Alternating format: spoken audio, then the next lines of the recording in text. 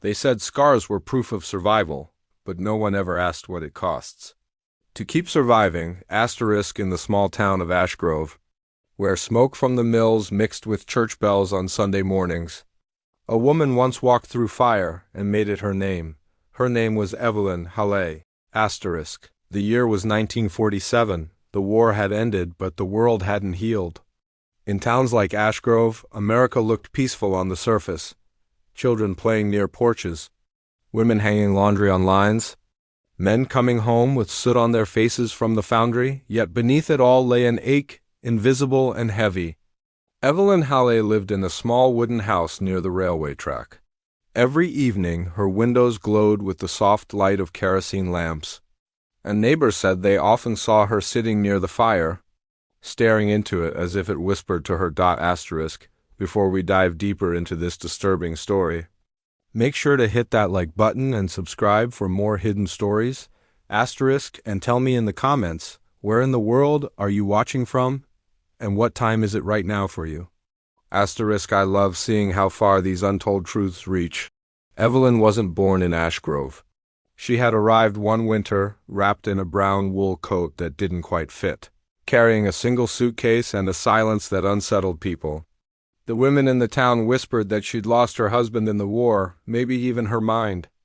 But Evelyn never spoke of her past, and those who tried to ask found only her polite smile, the kind that ended conversations. By day she worked at Caldwell's Laundry, pressing uniforms and dresses for the wealthy wives who lived on the hill. Her hands were always red from steam burns, her wrists marked with pale lines where the heat had kissed her. But what no one noticed was the faint pattern on her upper arm, a series of letters, branded deep into her skin. Half faded but still readable, not one name, several, asterisk, each one carved with something like precision, as if someone wanted to make sure she never forgot them, asterisk. No one knew whose names they were. Not even Evelyn anymore? She had stopped remembering. Or maybe she had forced herself not to. At night, she would sit by the fire and press the tips of her fingers against those names, the scarred letters under her skin. She would trace them like a map back into the dark corners of her memory. And sometimes, when the lamp flickered low, she would whisper not words, not prayers, but sounds, like small broken pieces of a life once lived. The sound of trains in the distance always made her restless. They reminded her of the night she arrived, or perhaps the night she escaped. Because no one ever comes to a town like Ashgrove, they only run to it from something far worse. Asterisk. It was Sheriff Milton Gray who first suspected that. Evelyn's past wasn't what it seemed. He'd seen her file once, years later, though no one knew how or why a laundry worker had a military record attached to her name. The document said she had been stationed as a nurse in a field hospital during the last year of the war, somewhere in France. But there were blacked-out lines, censored paragraphs, and one phrase that kept repeating, asterisk, a subject sustained extensive burns under unknown circumstances. Asterisk. Back then, people didn't talk about trauma. They called it nerves. And women with nerves were told to keep quiet. Evelyn did, but silence doesn't erase fire. It only hides its smoke. Asterisk. One evening, the town was hit by a sudden thunderstorm. Power went out across the valley, and the entire street outside her house went dark except for the faint orange glow coming from Evelyn's window. When the rain subsided, a young boy delivering milk claimed he saw her standing outside, bare-armed under the storm, the rain hissing off her skin like drops on hot metal.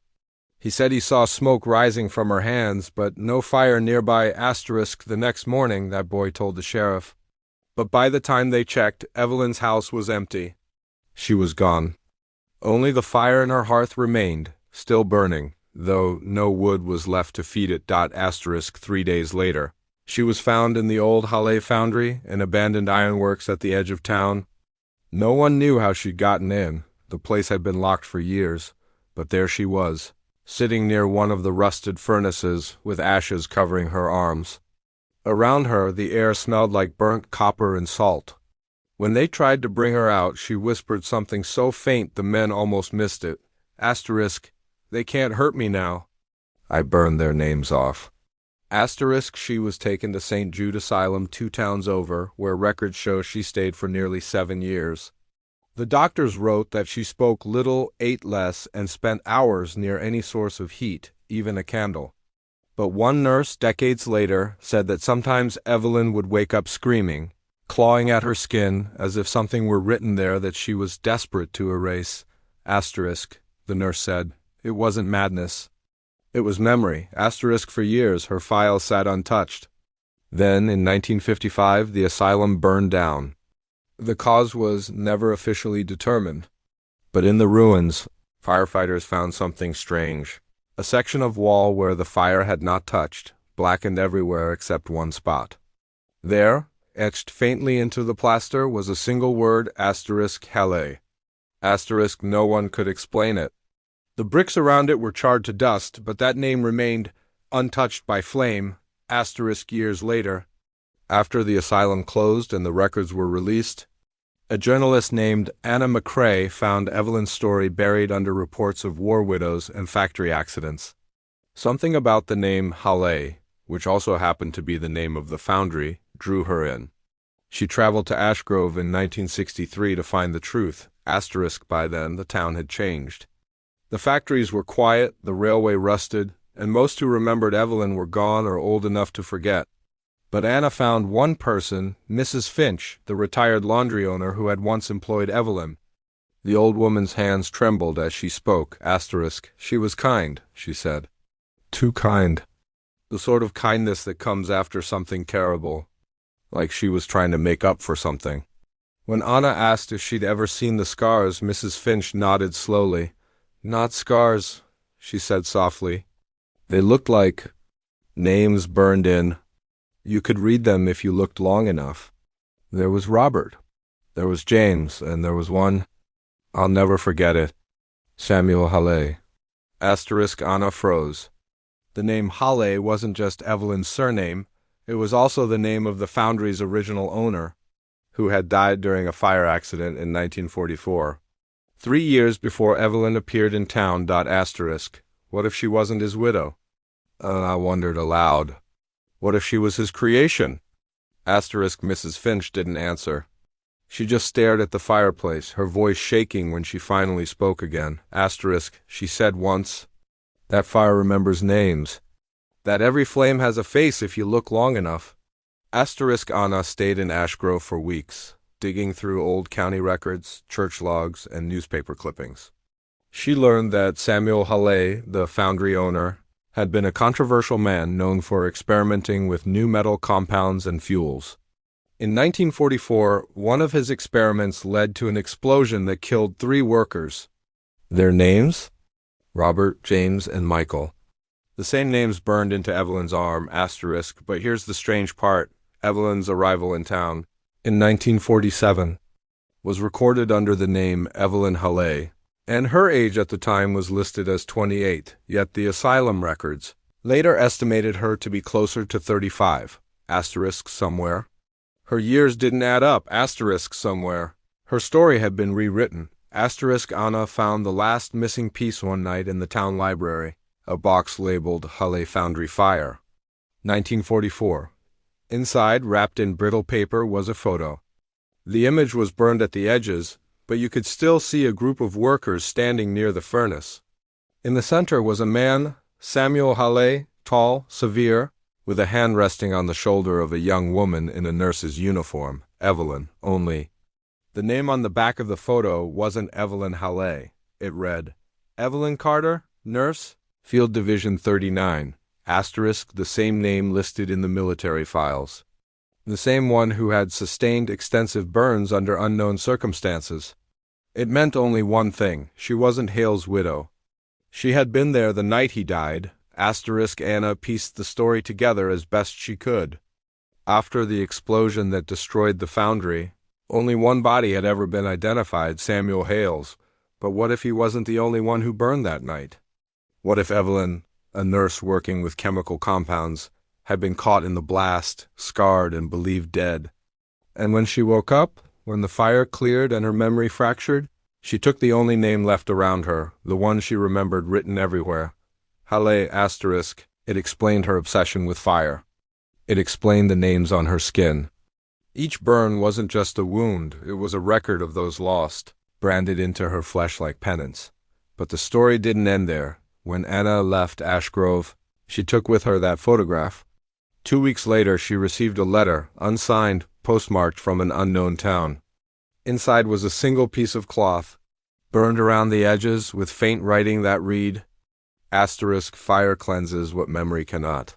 *, the handwriting matched the asylum's file signature for Evelyn Halle, which made no sense because Evelyn had died in the asylum fire 8 years. Earlier, * Anna never spoke of it again. But before she retired, she told one last student journalist, *, there are people who drown their past, and then there are people who burn it. Evelyn did both. Some say her spirit still lingers in the ruins of the old foundry. Locals avoid it, claiming that if you stand there long enough at night, you can smell something faintly sweet, not like wood smoke, but like burned linen and perfume. And if you listen closely, you can hear a whisper in the wind, a woman's voice, calm and sad, saying the same words over and over, *, I burned their names off my skin. The letter arrived on a cold February morning in 1964, the kind of morning when the air itself seemed brittle, ready to crack. Anna McCrae was halfway through her coffee when the envelope slipped through the door slot, landing silently on the floor. No return address. No markings. Just her name, written in a slow, almost deliberate hand. * inside was a piece of fabric, scorched linen, the faint scent of ash clinging to it. On it, barely legible, was a single line written in faded ink. * You left too soon. There was no signature, but Anna didn't need one. * She recognized the handwriting immediately, the same looping, elegant script from Evelyn Hale's asylum records. For days she told herself it was impossible. Evelyn was dead. The fire at St. Jude had claimed dozens, and her name was among the confirmed dead. Yet something about that letter, the scent, the texture, the feeling that it had been warmed before she touched it, unsettled her. As if the letter had carried a remnant of its sender, * Anna took the letter to her editor at the Ash Grove Chronicle, hoping for some rational explanation. The editor, an older man named Douglas Keene, dismissed it as a prank. * People love ghost stories, he said. They'll send you all kinds of nonsense once they know you're chasing one. * But later that night, as Anna left the office, she noticed something strange. The air near her desk still smelled faintly of burnt linen. * That scent stayed with her. Ash Grove was changing again. The factories had all shut down by the mid-60s, and most of the younger generation had moved away. Only the ghosts of industry remained, crumbling chimneys, rusted rail lines, and soot-stained houses that leaned toward the earth like old men bowing to memory. The foundry's ruins were still there, overgrown with ivy and silence. Anna couldn't stay away. One gray afternoon, she walked to the edge of the old Halle foundry. The iron gates had rusted into place, but the path was still visible, lined with remnants of charred beams and melted glass. She climbed through a gap in the fence and felt her shoes sink into the soft ash that blanketed the ground. The air was colder inside, as if the place remembered the fire dot, and then she saw it, half buried beneath a pile of debris, a metal tag, darkened by soot. When she wiped it clean, the letters glinted faintly in the light. *E, Carter, Field Division, 39, her breath caught. It wasn't just a tag. It was an identity, Evelyn's first one, the life she had before she became Halle. Anna pocketed it carefully and turned to leave. But something else caught her eye, a faint glimmer near the furnace remains. She brushed away the dirt, revealing another nameplate. This one cracked in half. S. Halle owner, 2 names, side by side. In the ashes, the nurse and the man who burned. * That night, Anna couldn't sleep. She laid both tags on her table under the lamp. They looked harmless, just scraps of metal, yet the air around them seemed to hum. She turned off the light and, for a moment, thought she saw faint red glow lines tracing the edges of each name. It could have been her imagination, but the smell of smoke returned to the same faint sweetness that had haunted her since the letter, Asterisk, she began writing her notes again, cross-referencing asylum records, military archives, and old local reports. The deeper she went, the stranger it became. Every document that mentioned Evelyn Carter had something redacted. Every name connected to the Foundry fire had vanished from employment records after 1944. It was as if someone had burned the truth out of history. But she found one name that hadn't been erased: Dr. Charles Lenton, a physician who had worked at the field hospital in France during the war where Evelyn was stationed. Miraculously, he was still alive, 83 years old, and living in a quiet seaside town 2 states over. Anna wrote him a letter, enclosing a copy of the old photograph from the Foundry. She didn't expect a reply. 2 weeks later, she received a phone call. The voice on the other end was frail but clear. "Miss McCrae," the man said. I wondered when someone would come asking about her. Anna froze. "You mean Evelyn?" "Yes," he sighed.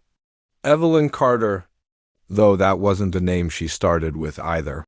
Dr. Lenton's home was a narrow brick house overlooking the gray Atlantic.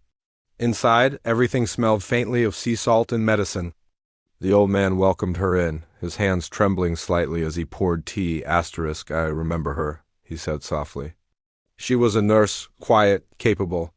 The soldiers liked her because she never looked away, even when things got ugly." He paused, eyes distant. "But she changed after that night." Anna leaned forward. "What night?" "The one we weren't supposed to talk about," he said. "January 1945, we were stationed near the Ardennes. There was an explosion at an experimental field site, one of those projects the Army pretended didn't exist. She was caught in it. She should have died." He rubbed his hands together as if trying to erase a memory that had stuck to him. When they brought her in, her uniform had fused to her skin. Her arms, they looked like inscriptions burned into flesh. We thought they were random marks, but when the skin began to heal, we saw letters, names, Anna whispered. "Names of the dead." He nodded. "The soldiers who'd been with her, they died in the blast. We could never figure out how those names appeared. She said she didn't remember. She said the fire did it." He looked at Anna for a long moment, his voice trembling. "I treated burns all my life, but I've never seen scars that grew." Hers did. They kept changing, fading, reappearing, shifting slightly every few months, almost as if they were alive. Anna felt her skin prickle. "What happened after that?" She disappeared," Lenton said. "The war ended. I was told she'd been reassigned, then later that she died. But a year later I received a letter, no return address. Inside was a single line: "Fire doesn't destroy. It remembers." Anna asked to see the letter, but he said he'd burned it long ago. "It felt wrong to keep something that wouldn't burn," he murmured. Before she left, Lenton said one more thing. "She used to hum when she worked. A song, old, maybe folk. Every time she did, the oil lamps flickered. I still hear it sometimes at night." Anna left his house shaken. That night as she drove back, the rain started falling. Thin, silver streaks across her windshield. The radio crackled and died halfway through a broadcast. For a second, the only sound was static. Then, faintly through the broken signal, she heard humming, the same slow tune Dr. Lenton had described. When Anna returned to her apartment, she found the 2 metal tags she'd left on the table, fused together. She swore she'd placed them apart, but now the edges had melted into one another, forming a single piece of metal with overlapping letters. Ihale. She didn't sleep that night. She wrote everything she'd learned into her notes, trying to make sense of it. The story was no longer about one woman. It was about something that bound itself to her. A presence. A force. Fire that didn't just burn but remembered. Days later, she returned to the ruins one last time, to the Foundry, to the ashes that had birthed the legend. The wind was harsh, carrying the smell of rust and rain. But as she stepped inside, she felt warmth, faint, pulsing coming from the furnace core. She moved closer and saw something faintly glowing within the ashes. A shape? She knelt down and brushed away the soot. It was a small, round locket, its metal scorched black. When she opened it, there was no photo inside. Only a single scrap of paper curled within. Asterisk, I was never meant to survive the fire. Asterisk, the words were smudged, but beneath them. Another faint line appeared as the heat from her hand warmed the paper. Asterisk, but neither were they. Asterisk, the moment she read it. A gust of wind blew through the foundry, stirring the ashes into a spiral. For an instant she saw faces, faint, pale outlines of men, eyes hollow. Mouths open in silent screams, and in the center of them a woman standing still, calm, her arms glowing faintly under her burned sleeves. Evelyn. Anna stumbled back, heart racing, her breath fogging the air. The vision faded, leaving only silence and the faint crackle of unseen embers. The ground beneath her feet still radiated heat. And somewhere in that heat she thought she heard a whisper, not from her mind, not from memory, but from the air itself. They branded me with their guilt, it said, so I branded them with my fire. In the weeks that followed, Anna's articles about Evelyn Halle were never published. The Chronicle's presses caught fire, small, localized, no casualties, but the archive room, where she kept her research, was destroyed. When she went back to retrieve her notes, only one page had survived, untouched by flame. It was her own handwriting, yet she didn't remember writing it. It said, she burned their names off her skin, but the fire kept them. It keeps everything. Asterisk, Anna quit journalism the following year. She moved to the coast, far from Ashgrove, far from smoke and foundries and anything that smelled of burning. She kept one thing from the investigation, the locket, sealed inside a glass jar. And for years it stayed cold, asterisk, until one night in 1971 when she woke to find the jar warm to the touch. The locket inside glowed faintly red when she opened it. The scrap of paper had changed. There were new words now. You can't put out what was never aflame. No one ever heard from Anna again after that. Neighbors said they saw her once standing on the cliffside near her cottage, watching the horizon. Some claimed the sky behind her flickered orange, though there was no fire that night. Only the sea and a faint line of smoke drifting upward, too slow to belong to anything earthly. Years later, when her house was sold, the new owner found her study untouched. On the desk sat the glass jar, cracked open, and beside it, a single word burned into the wood. Remember.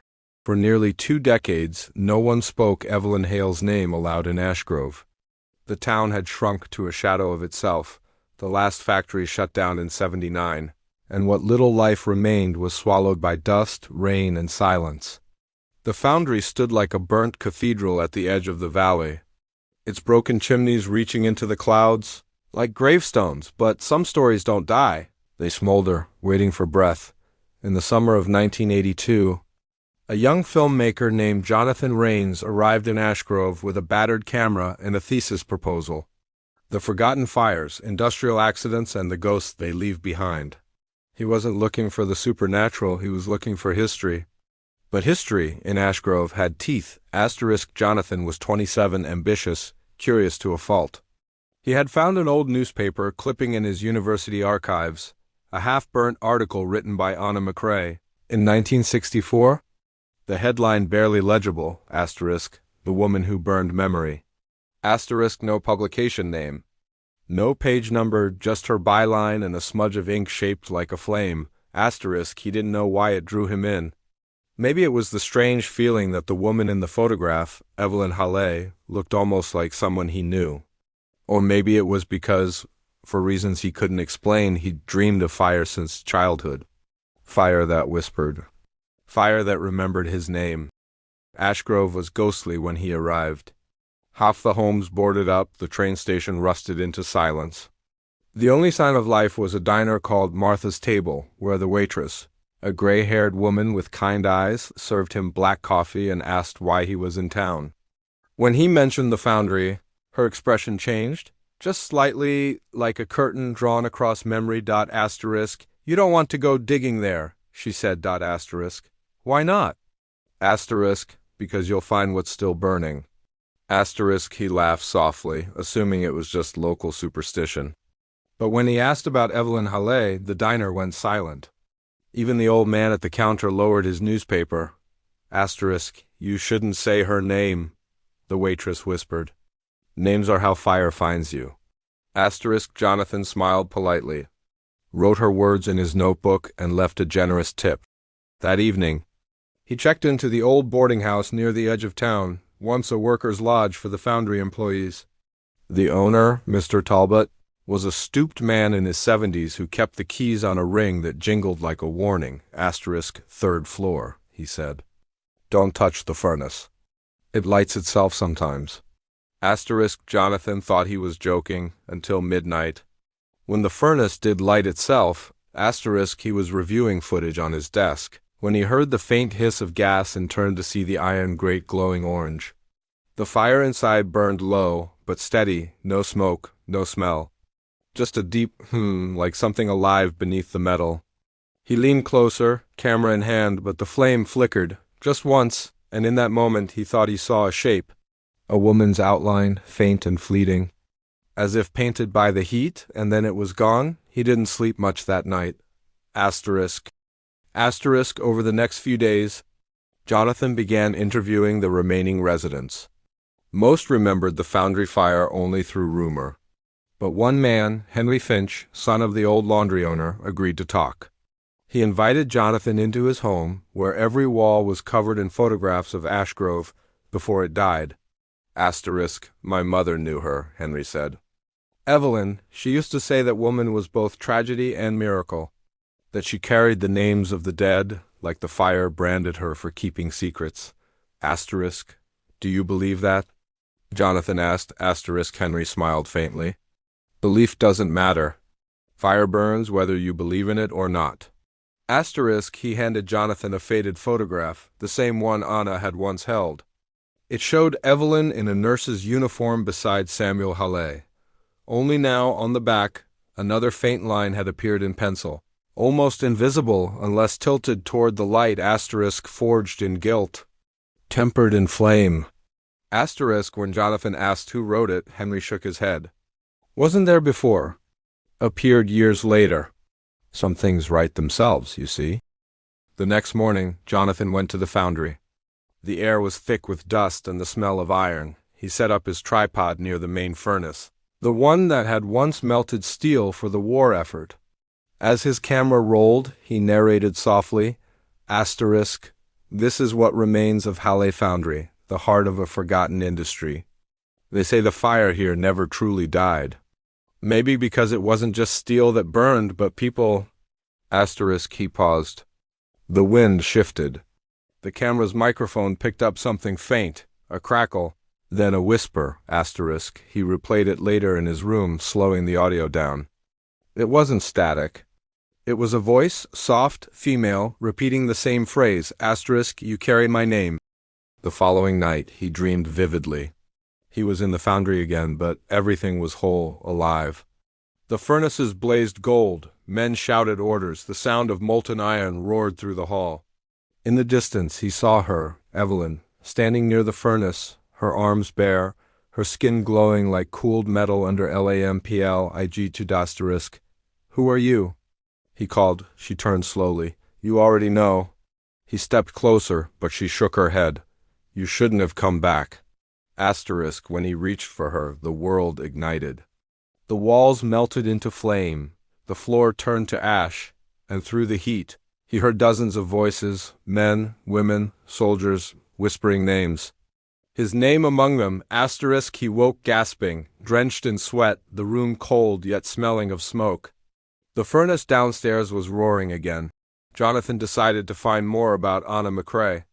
He traveled to the coast where she'd last lived, a quiet town by the sea. Her cottage still stood, now abandoned. Inside he found dust, old furniture, and one object left perfectly untouched, a cracked glass jar sitting on a desk. Asterisk. Inside it was the locket. He opened it carefully. The scrap of paper inside was still there, though yellowed with age. This time the writing had changed again.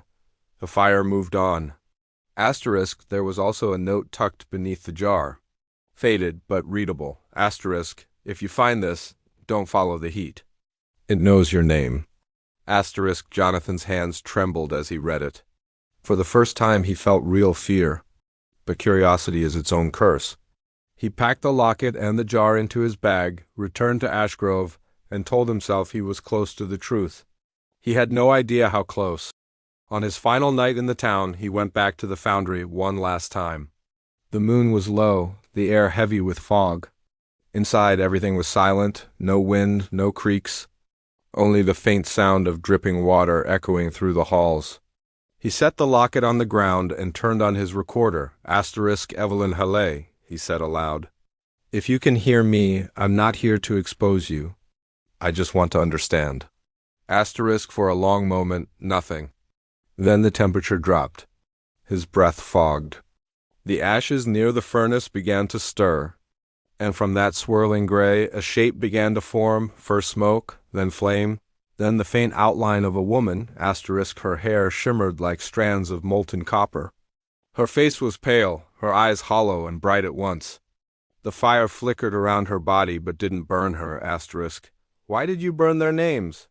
Jonathan asked, voice trembling. Asterisk, she looked at him, truly looked, and in her gaze he saw not anger but grief. Asterisk, I didn't burn them, she said. They burned themselves.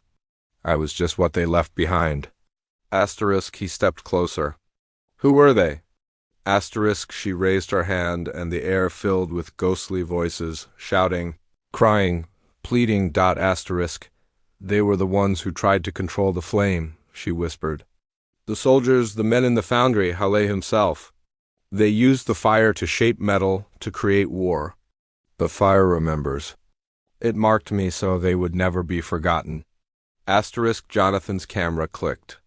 Capturing the scene, though through the lens, there was nothing but darkness.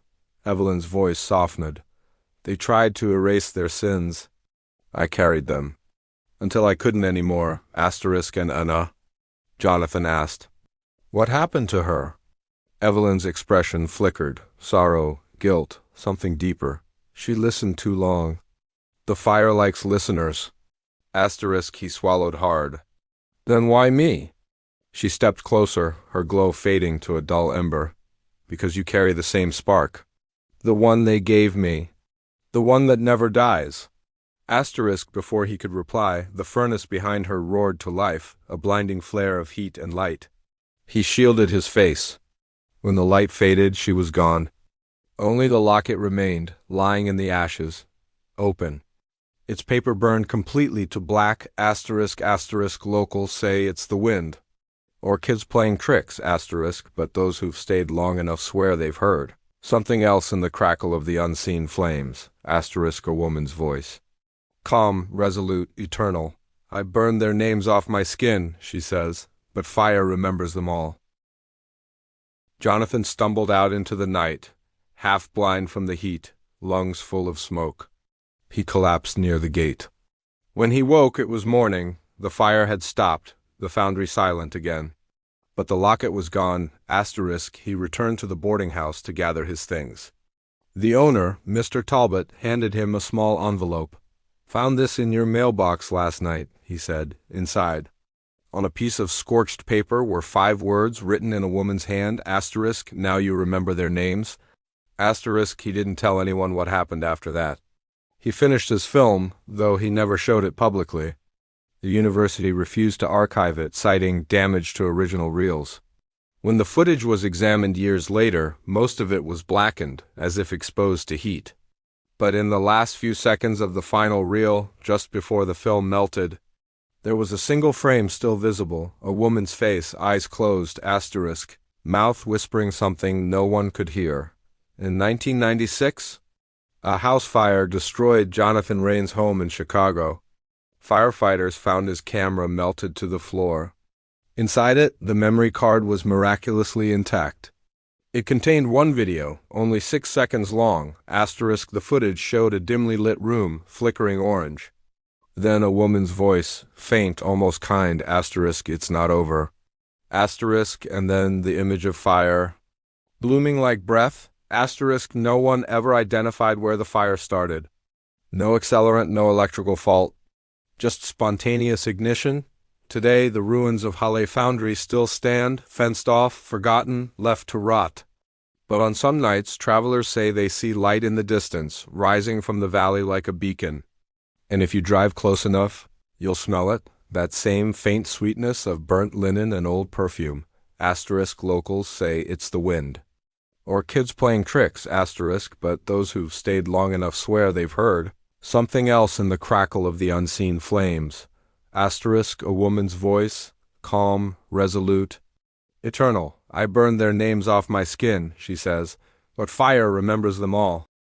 The day of the trial came with a sky the color of dull pewter, heavy, uncertain, and full of waiting. People came from distant villages, traveling by carts and horses, their curiosity draped over their faces like veils. They wanted to see the woman who burned herself for vengeance, the girl who carried fire like a rosary. Newspapers called her the Witch of Rudhen, the Saint of Flames, and the Last Daughter of Mercy. But when she entered the courtroom, barefoot, wrists bound, the hall fell silent. There was no witch before them. Only a woman whose eyes carried the exhaustion of centuries. Asterisk, she did not look at the crowd. She did not look at the judge. She looked only at her hands, where the scars of fire formed unreadable maps, rivers of pain that no one else could understand. Asterisk, the prosecutor spoke of sin, madness, and murder. The priest stood in the witness box, trembling, reading aloud the final confession of the man she had killed. His voice shook as he said her name. Ruth. It echoed through the chamber like a forgotten prayer. Asterisk, when it was her turn to speak, she rose slowly. The room watched as she straightened her shoulders. A faint shimmer of sweat glistening under the dusty sunlight that fell through the window slats. Asterisk, her voice was low, almost soft. They burned me long before I burned them, she said. They carved their names into me, called it devotion. I begged for mercy, they called it love. I asked for freedom, they called it sin. So I gave them what they gave me, fire. Asterisk, no one spoke. Even the judge lowered his eyes. The sound of the gavel, when it came, was faint, as if the court itself didn't believe in its own verdict. Ruth was sentenced to death by hanging. The date was set, March 14, 1892. That winter was cruel. The nights were thick with fog that smelled of soot and rust. In the prison yard she sat alone, a single candle burning on the stone floor before her. She spent her final days writing, though no one knew what words she put on those pages. When the guards brought her food, she smiled politely and said, "I'm not hungry anymore." Asterisk, the warden, an old man with trembling hands, came to her cell on the eve of her execution. He found her humming softly, a lullaby, broken by the sound of dripping water. "Do you have any last wishes?" he asked. Asterisk, she looked up at him and whispered, "Only this, that they bury me facing the east." Asterisk, why? Asterisk, because I want the sun to see me first. The morning of the hanging was strangely beautiful. The fog lifted and a pale gold light spilled over the courtyard. People gathered again, merchants, farmers, even mothers with children, to witness her final moment. They had built the gallows beside the old oak tree, the one where the village once hung criminals and thieves. Ruth walked barefoot across the dirt, her white dress brushing the ground like snow. Asterisk, as the rope was placed around her neck, she looked toward the crowd. Among them she saw the mother of one of the men she had burned. The woman's face was streaked with tears. Ruth smiled at her, not in defiance but in forgiveness. Then she turned to the priest standing beside the platform. "You said fire purifies," she murmured. "Then let it purify me too." Asterisk, the priest opened his mouth to reply, but the leva fell before he could speak. The world went quiet. The wind held its breath.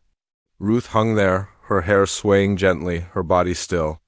When the sun rose higher, the light fell upon her scars, and for a brief, almost holy moment. But her story didn't end in that courtyard. Asterisk, that night. The prison warden found her cell still lit.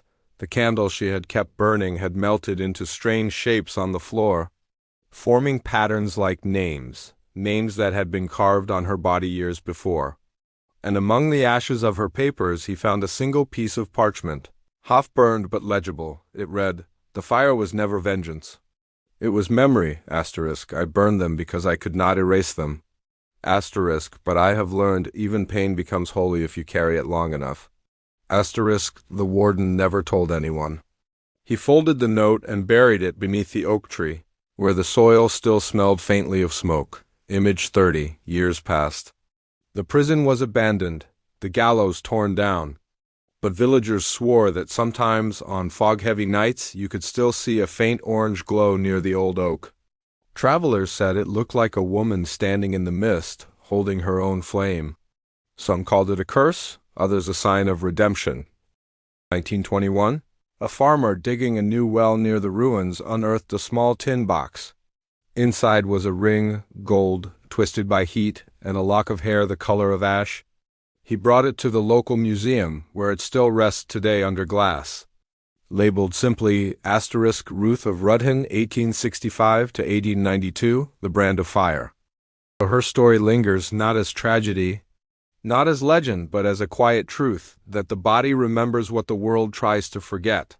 That sometimes burning is not destruction, but transformation, and that even those marked by fire can leave behind a light that never dies. To this day, in that small forgotten town, there's a saying whispered among women when the nights grow long and cruel: if they carve their names on your skin, burn them off, but never your soul.